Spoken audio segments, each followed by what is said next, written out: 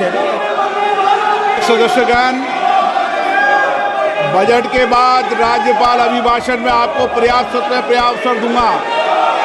मेरा आपसे निवेदन है, नहीं माननीय अखिलेश जी, आपने संसद की मर्यादा को आप बना के रखें। कभी बजट भाषण के अंदर इस तरीके का नहीं हुआ, ये उचित नहीं है, ये उचित नहीं है।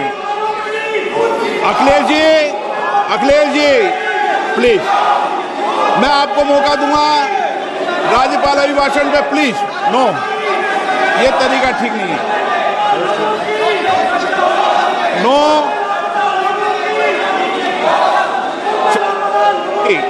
राज्यपाल अभिभाषण पर चर्चा होगी। नो तरीका। Honorable Speaker, I present the budget for 25-26. This budget continues our government's efforts to A. Accelerate growth, B. Secure inclusive development, C. Invigorate private sector investments, D. Uplift household sentiments, and E. Enhance spending power of India's rising middle class. Together, we embark on a journey to unlock our nation's tremendous potential for greater prosperity and global positioning under the leadership of Honorable Prime Minister Shri Narendra Modi.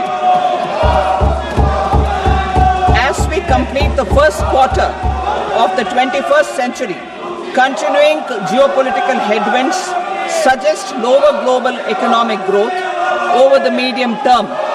However, our aspiration for a Vikasit Bharat inspires us, and the transformative work we have done during our government's first 2 terms guides us to march forward resolutely. Our economy is the fastest growing among all major economies. Our development track record for the past 10 years and structural reforms have drawn global attention. Confidence in India's capability and potential has only grown in this period. We see the next 5 years as a unique opportunity to realize Sabka Vikas, stimulating balanced growth of all regions.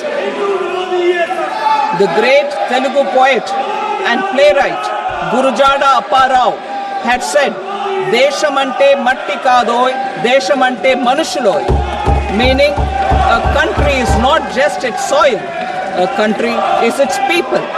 In line with this, for us, Vikasit Bharat encompasses zero poverty, 100% quality good school education, access to high quality, affordable and comprehensive health care, 100% skilled labor with meaningful employment, 70% women in economic activities, and farmers making our country the food basket of the world. In this budget, the proposed development measures span 10 broad areas focusing on Garib, youth, Annadata and Nari, spurring agricultural growth and productivity, building rural prosperity and resilience, taking everyone together on an inclusive growth path, boosting manufacturing and furthering Make in India, supporting MSMEs, enabling employment-led development, investing in people, economy and innovation, securing energy supplies, promoting exports and nurturing innovation. For this journey of development, our 4 powerful engines are agriculture, MSME, investments and exports. The fuel, our reforms, our guiding spirit, inclusivity, and the destination, Vikasit Bharat. This budget aims to initiate transformative reforms across 6 domains. During the first 5 years, these will augment our growth potential and global competitiveness. The domains are taxation, power sector, urban development, mining, financial sector, and regulatory reforms. Agriculture as the first engine. Now I move to specific proposals, beginning with agriculture as the first engine.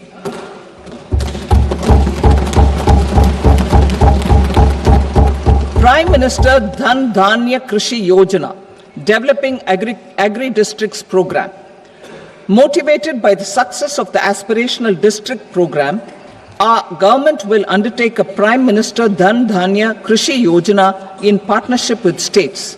Through the convergence of existing schemes and specialized measures, the program will cover 100 districts with low productivity, moderate crop intensity, and below average credit parameters. It aims to 1. Enhance agricultural productivity, 2.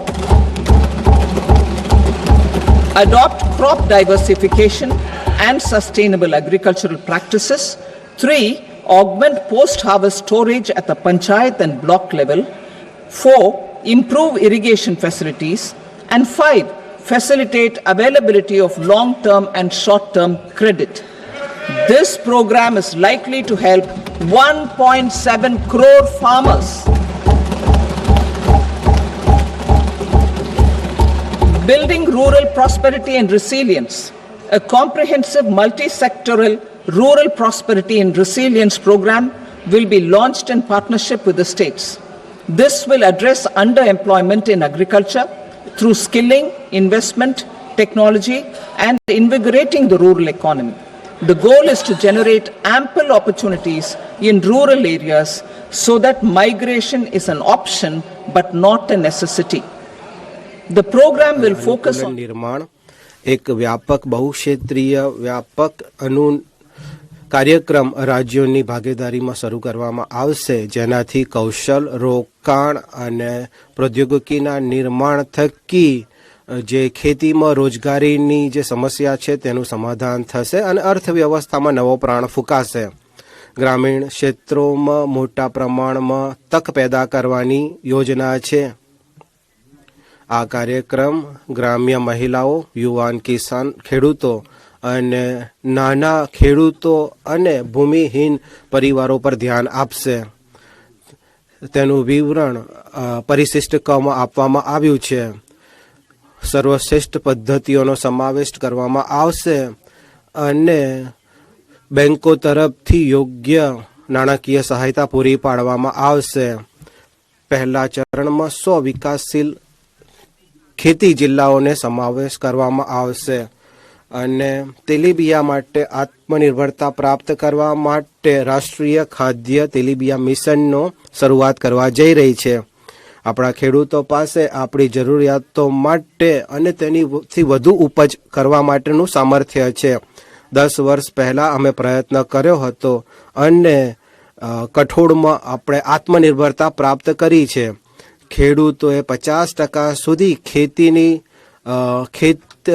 પેદાશોનો વધારો કરી છે અને અમે તેના માટે લાભકારક મૂલ્યોનું પણ નિર્ધારણ કર્યું છે અને સારી આર્થિક ક્ષમતા સાથે કઠોળમાં આપણી આર્થિક વૃદ્ધિ થઈ છે. હવે અમારી સરકાર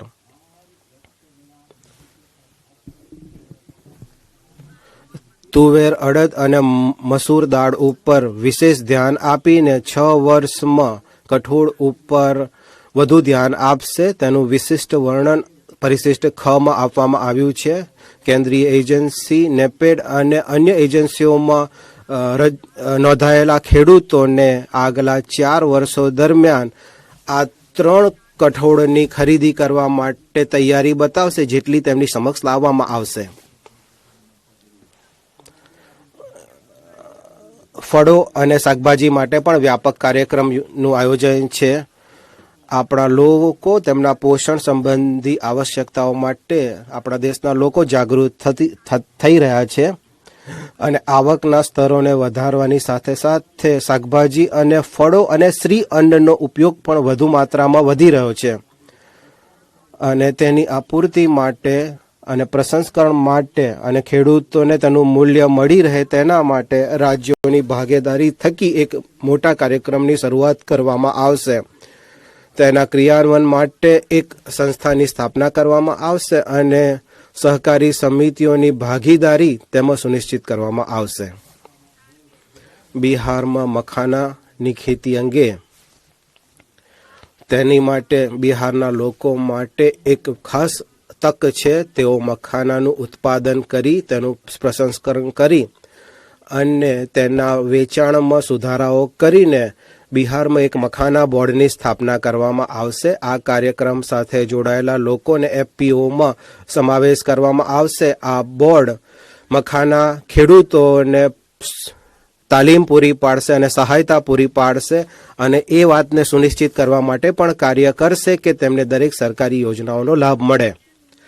રાષ્ટ્રીય ઉચ્ચ પેદાવાર મિશન રાષ્ટ્રીય ઉચ્ચ પેદાવાર બીજ મિશનનું ક્રિયાન્વયન કરવામાં આવશે, જેનાથી સંશોધનમાં ઉત્તેજન મળે અને આપણને સારા બીજ મળી રહે અને તેનો પ્રચાર થાય. તેના માટે 3 જુલાઈ 2024થી જારી કરવામાં આવેલા 100થી વધુ બીજને ખેડૂતોને ઉપલબ્ધ કરવામાં આવશે.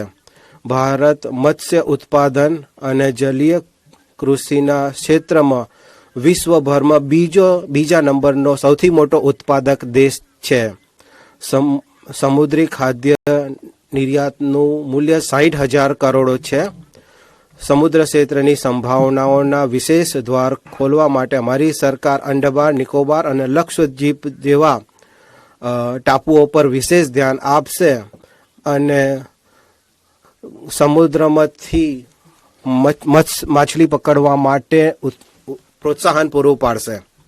કપાસ ઉત્પાદન મિશન કપાસ ઉત્પાદન કરનારા લાખો ખેડૂતો માટે એક મિશનની જાહેરાત કરતા મને આનંદ થઈ રહ્યો છે. આ પંચવર્ષીય મિશનથી કપાસની ઉત્પાદકતામાં વધારો થશે અને તેમાં સુધારો કરવામાં મદદ મળશે અને કપાસની વધુ લાંબા રેસાઓવાળી જાતને પેદા કરવામાં વધારો થશે.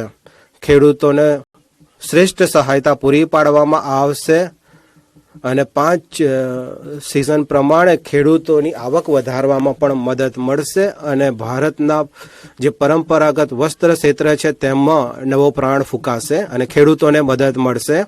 ખેડૂત ક્રેડિટ કાર્ડની મદદથી તેમને 7.7 કરોડ ખેડૂતો માછીમારોને ટૂંકા અવધિની ધિરાણ મળે છે અને સબસિડી અંતર્ગત કિસાન ક્રેડિટ કાર્ડ માધ્યમથી લેવામાં આવનાર ધિરાણની સીમા 3 લાખથી વધારીને 5 લાખ કરી દેવામાં આવશે.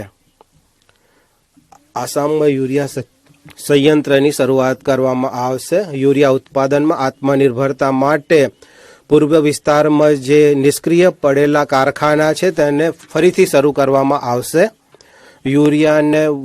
યુરિયાના ઉત્પાદનમાં વધારો કરવા માટે આસામમાં 12.7 લાખ મેટ્રિક ટનની ઉત્પાદન ક્ષમતાવાળું એક કારખાનું સ્થાપવામાં આવશે. 1.5 લાખ ગ્રામીણ પોસ્ટ ઓફિસોમાં જે પોસ્ટમેન છે તેના એક વિશાળ નેટવર્કની મદદથી ગ્રામીણ અર્થવ્યવસ્થાને મદદ કરવા માટે તેમને તૈયાર કરવામાં આવશે. તેનું વિવરણ પરિશિષ્ટ કમાં આપવામાં આવ્યું છે. ભારતીય પોસ્ટને લોજિસ્ટિક સંગઠનના રૂપમાં બદલવામાં આવશે, જેનાથી નવા ઉદ્યમકારો, મહિલાઓ, સ્વ-સહાયતા જૂથો, સૂક્ષ્મ, લઘુ અને મધ્યમ ઉદ્યમો તથા મોટા સંગઠનોની જે જરૂરિયાતો છે તેની પૂર્તિ થશે. એમસીડીસીને સહાયતા સહકારી ક્ષેત્ર માટે એનસીડીસીના ધિરાણ કાર્યો માટે સહાયતા આપવામાં આવશે. બીજા એન્જિનના રૂપમાં સૂક્ષ્મ, લઘુ અને મધ્યમ વર્ગના જે ક્ષેત્રો છે તેની તરફ હું વધી રહી છું, જેનાથી 5.7 કરોડ એમએસએમઈ પર ધ્યાન આપવામાં આવશે અને તેની સેવાઓનો સમાવેશ છે. એમએસએમઈના વર્ગીકરણનું જે છે તેમાં સંશોધન કરવામાં આવ્યું છે. આપણા વિનિર્માણમાં 36% યોગદાન આપનારા 1 કરોડથી વધુ નોંધાયેલા એમએસએમઈ સાથે મળીને ભારતને એક વૈશ્વિક નિર્માણ કેન્દ્ર બનાવવામાં મદદ કરશે. આ એમએસએમઈ પોતાના ગુણવત્તાપૂર્વક ઉત્પાદનો સાથે આપણા નિર્યાતમાં 45% યોગદાન આપી રહ્યા છે. એમએસએમઈને વધુ વ્યાપક બનાવવા માટે અને તેમને નાણાકીય સહાયતા પૂરી કરવા માટે તેમની સહાયતા કરવાના હેતુ સાથે દરેક એમએસએમઈ માટે તેમના વેપારની સીમાઓને 2 ગણો સુધી વધારવામાં આવશે. તેનાથી તેમને મોટા ઉદ્યમી બનવા માટે અને આપણા યુવાનો માટે રોજગારી સર્જન કરવા માટેની તક મળશે. ગેરંટી કવર સાથે ધિરાણની ઉપલબ્ધતામાં પર્યાપ્ત વૃદ્ધિ કરવામાં આવશે. નાના અને સૂક્ષ્મ ઉદ્યોગો માટે 5 કરોડથી 10 કરોડની સંખ્યા કરવામાં આવશે, જેનાથી 1.5 લાખ કરોડનું વધારાનું ધિરાણ ઉપલબ્ધ કરાવવામાં આવશે. બીજું, નવા સ્ટાર્ટઅપ્સ માટે 10 કરોડથી વધારીને 20 કરોડ કરવામાં આવશે, જેમાં આત્મનિર્ભર ભારત માટે મહત્વપૂર્ણ 27 ક્ષેત્રોમાં ધિરાણ માટે જે ગારંટી શુલ્ક છે તેને ઘટાડીને 1% કરવામાં આવશે અને એમએસએમઈ જે શ્રેષ્ઠ રીતે કાર્ય કરી રહ્યા છે તેમના માટે 30 કરોડ સુધીનું લાંબા ગાળાનું ધિરાણ આપવામાં આવશે.